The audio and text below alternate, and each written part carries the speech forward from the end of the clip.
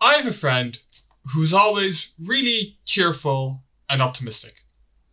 Whenever I go for coffee with him, I spend the rest of the day feeling uplifted.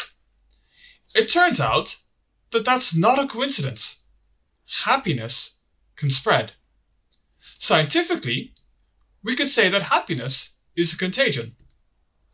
And while we don't always know how a contagion spreads between two people, we do know how it spreads through a population. It spreads through your social network.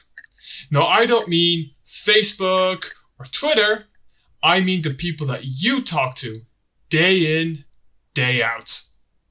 Now, I'm a mathematician, so I wanted to write down some equations to predict how a contagion might spread through a network. It turns out that's not so easy. Sure, there's these things called mastery equations. And while they'll give you a perfect answer, very quickly you'll have more equations than there's atoms in the universe. So you'll never be able to solve them. On the other hand, you've got these approximation methods. And what they do is they kind of lump everybody into this sort of blob. So that when you're making predictions about one person, you look at how they're related to this average, mean blob.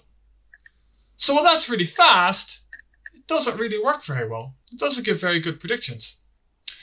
So that's where I come in. I wanted to use two pieces of information. I wanted to take the average of the people that you're connected to and the one person that you're closest to. And I used those two pieces of information to make my predictions. And it turns out that you can make really good predictions that way. And you can get them in seconds.